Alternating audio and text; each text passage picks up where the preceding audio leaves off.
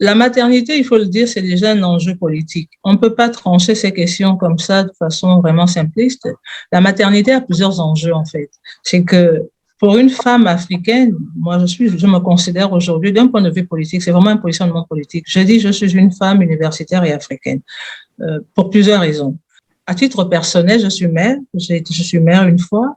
Mais malgré tout, hein, lorsqu'on est mère, on n'est jamais assez mère parce qu'il y a toujours des gens qui vont vous rappeler qu'avoir un seul enfant, c'est comme n'avoir aucun enfant. Donc, il y a toujours une injonction qui est là. Ce n'est jamais assez, en fait. Alors, je dis que la question de la maternité ou de la natalité est un grand enjeu politique pour plusieurs raisons. Le jour où on réussira à convaincre toutes les femmes africaines de ne plus faire d'enfants, l'Afrique sera davantage un gros enjeu parce que la question du féminisme, il faut bien voir que on ne peut pas, c'est pourquoi je dis souvent en fait que le féminisme africain, il y a un féminisme subsaharien qui ne peut pas tout avaler et qui a aussi le droit de choisir ses voies.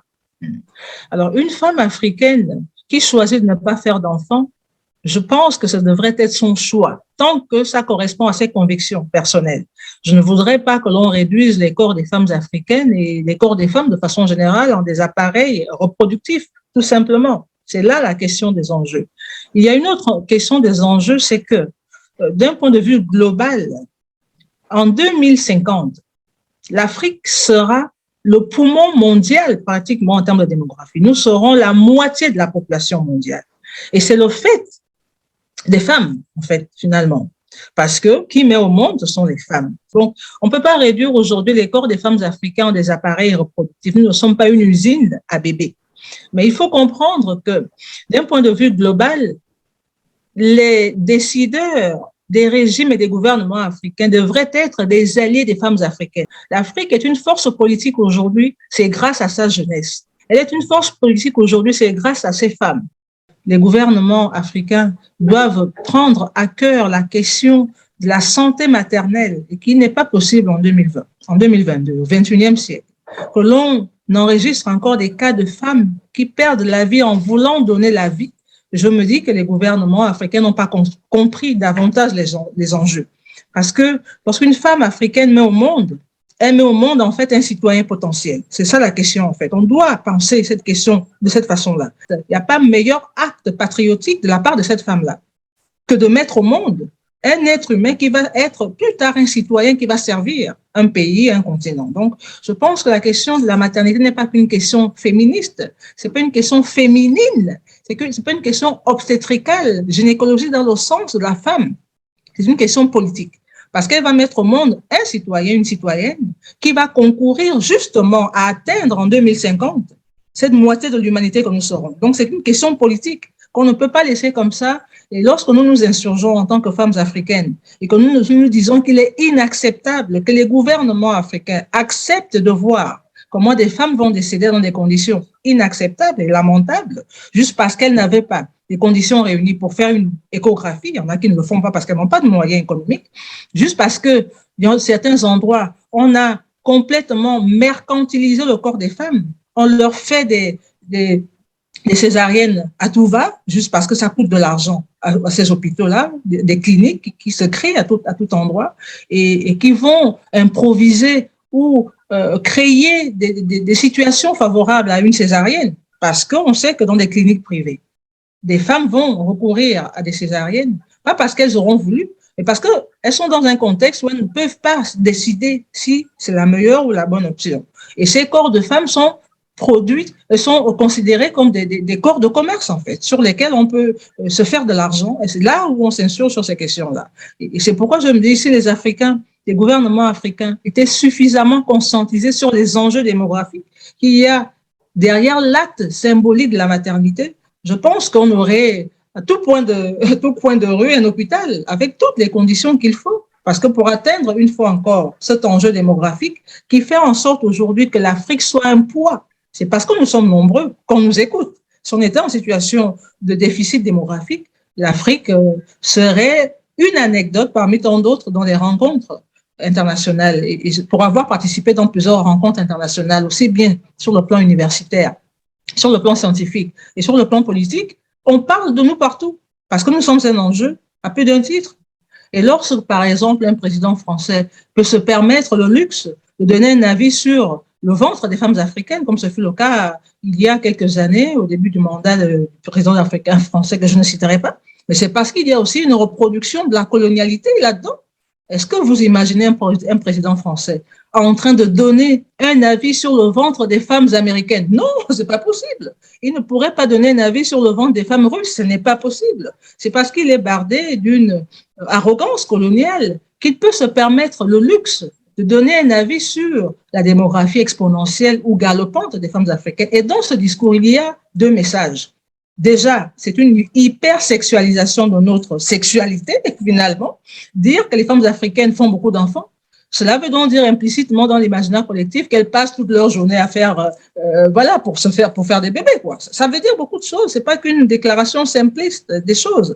Et puis aussi, finalement, c'est dire peut-être qu'elles sont pas forcément humaines. C'est nous enlever cette densité humaine qui a concouru justement à nous chosifier et se dire, si elles font beaucoup d'enfants, c'est peut-être parce que elles sont dotées d'un corps surhumain qui leur donne la capacité de faire beaucoup d'enfants. Or, ce n'est pas vrai du tout. Lorsqu'on va dans des cercles de penseuses ou de théoriciennes ou de féministes occidentales, on se rend compte aussi que c'est une question structurelle. La liberté des femmes est de façade, mais dans les faits, les femmes ne sont pas vraiment libres. Aujourd'hui, de façon relative, je ne suis pas convaincue que nous soyons des personnes disposées à recevoir des cours d'humanité de la part de quiconque parce que nous avons aussi beaucoup de choses à donner, beaucoup de savoir à transmettre. Il suffit juste qu'on soit mutuellement humbles pour nous regarder et nous dire mais qu'est-ce que vous pouvez nous apporter et qu'est-ce que vous avez d'intéressant pour qu'on sélectionne de part et d'autre ce qui est intéressant. Parce que je sais qu'il y a beaucoup de valeurs en Afrique que moi je voudrais garder jalousement. La question de la sororité dont on parle. On a l'impression que le terme est occidental, mais la solidarité des femmes, elle existe dans nos villages. Il y a tellement de choses sur lesquelles on pourrait, à partir desquelles on pourrait prendre des exemples. Moi, dans mon village, il y a une stratégie pendant la période de l'agriculture. Ce sont des femmes qui s'associent pour s'entraider.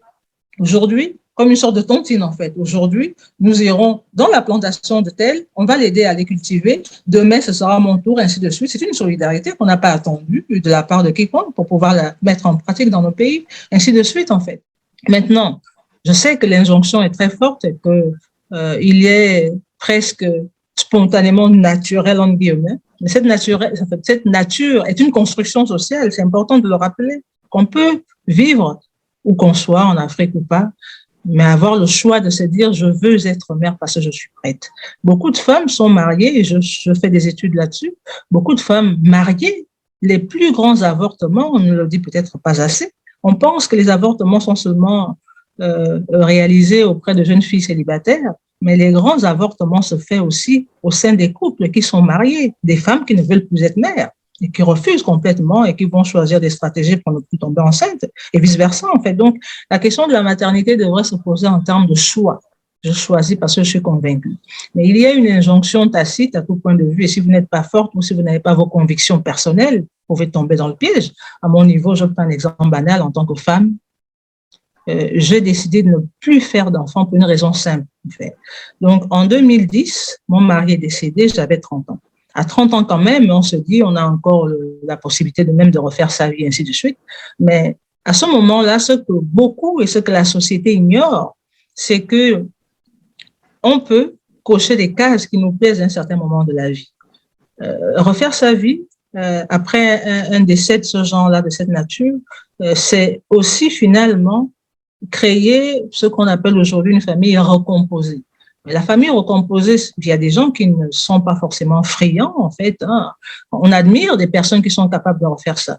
Mais il y en a qui choisissent de ne pas le faire et c'est leur choix. Et puis après, à 30 ans, entre 30 ans et 35 ans et ainsi de suite, on fait le deuil. Et lorsqu'on fait ce deuil, on commence à se dire qu'est-ce qu'on voudrait faire de ça et quelles sont nos priorités. Est-ce que vraiment on voudrait continuer à cocher des cases pour faire plaisir aux gens? Donc, c'est très important d'avoir ces convictions-là. J'avoue que le hasard fait que c'est parce que je travaille sur des questions qui me concernent indirectement que j'ai aussi appris à me documenter et à avoir des arguments solides pour réaffirmer mes convictions parce que je peux comprendre que des gens qui vivent dans ces situations, je connais les cas des femmes qui sont nullipares, qui n'ont pas fait d'enfants et justement qui vivent ces questions de pression et qui le vivent très mal. parce qu'il y a vraiment des agressions à tout point de vue, aussi bien dans l'espace privé, de la part des parents, des proches, des amis, qui vont faire des comparaisons inopportunes, qui vont vous faire des commentaires déplacés, qui vont vous ramener à votre case et à votre condition de femme. Et pour eux, être femme, c'est être mère, en fait. Et la pression qui s'exerce sur les femmes africaines, c'est une question patriarcale. C'est qu'on veut nous faire croire qu'on n'a pas trop de choix et qu'on pourrait accepter le premier venu juste pour cocher la case de la maternité. C'est là tout l'enjeu, justement, patriarcal. Et où il y a bisbille, parce que aussi bien moi que d'autres femmes, en fait, décident qu'elles ne peuvent pas continuer de perpétuer un système qui n'est pas qui ne nous est pas bénéfique, parce que l'objectif finalement, c'est que l'autre partie ne veut pas faire d'efforts. Et pourtant, on peut faire des efforts, tous. Je pense à un exemple banal. Il y a plusieurs amis, hommes, qui vont se marier à des blanches, mais qui sont quand même capables de faire des efforts, qui vont être très, très amoureux, qui vont pouvoir faire de biberons, qui vont faire la vaisselle. Pourquoi ils peuvent faire ça avec des femmes blanches et pas avec nous? C'est là toute la question. Donc, nous aussi, aujourd'hui, je pense en termes de formation, en termes d'autonomie financière, on se dit qu'on a le droit à quelque chose de mieux. Alors, on n'en parle pas parce que c'est encore un tabou en Afrique, mais je connais beaucoup de femmes qui sont professionnellement au point, qui ont une autonomie financière suffisamment assise, et qui ont choisi d'être des mamans solo, volontairement. Évidemment, elles ne recourent pas encore à la fécondation sans connaître le père, mais c'est un arrangement entre quelqu'un qu'on connaît. On a juste besoin que la personne nous donne son sperme, littéralement parlant, pour faire un enfant, sans compter sur son rôle de père plus tard. Ce sont des options qui se font aujourd'hui en Afrique, mais qui sont encore tabous parce que ça ne convient pas d'en parler pour ne pas déconstruire le mythe des familles africaines. Si vous assumez une opinion que le commun, enfin, l'imaginaire collectif refuse comme tel, parce que c'est aussi une question politique à plusieurs égards, en fait. Il y a une image qu'on veut conserver de l'Afrique, la fidélité aux valeurs voilà. Et justement, donner une opinion qui contredit ces imaginaires-là. C'est courageux parce qu'on peut être lapidé, on peut être ostracisé, on peut être stigmatisé, on peut être agressé, criminalisé, vilipendé, on peut dire de vous des choses et n'importe quoi. Et si c'est en faveur de la majorité, vous pouvez être agressé même physiquement. Donc, voilà, il y a tellement d'exemples qu'on pourrait prendre là-dessus. 3 œuvres que je pourrais vous recommander. C'est un ouvrage collectif qu'avait dirigé en 2004 Fatou Sow, très connue sociologue sénégalaise. La version en fait africaine, c'est notre corps, notre santé. Donc c'était vraiment pour problématiser la question de la maternité, des violences obstétricales à partir de l'Afrique. Et justement, elle est sur ce projet auquel elle m'a associée d'ailleurs pour faire une version actualisée de cet ouvrage publié en 2004. À partir de l'Afrique. Et il y a un ouvrage aussi publié, je crois, en 2017 de Françoise Vergès, Le ventre des femmes.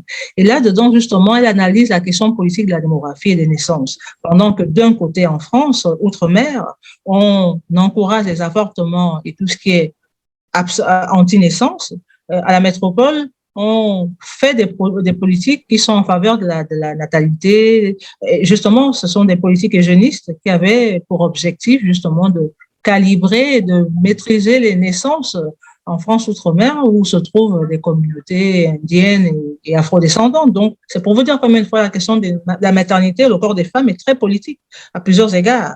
Et puis, il y a un ouvrage qui n'est peut-être pas de l'Afrique subsaharienne ou de l'Afrique francophone ou de la zone francophone en général. C'est un livre d'une collègue qui est enseignante en France. Elle s'appelle Licelle Quiros, elle est péruvienne. Et elle a publié en 2022, il n'y a pas longtemps, Mettre au monde la naissance, enjeux et pouvoir à travers justement une expérience péruvienne où elle se rend compte en fait que en nous détachant, en enlevant le rôle des matrones, on a aussi échappé au contrôle des naissances parce que la question de la naissance est très politique. Je le redirai toujours encore. Vous vous rendez compte qu'il y a, par exemple, la question des corps des femmes.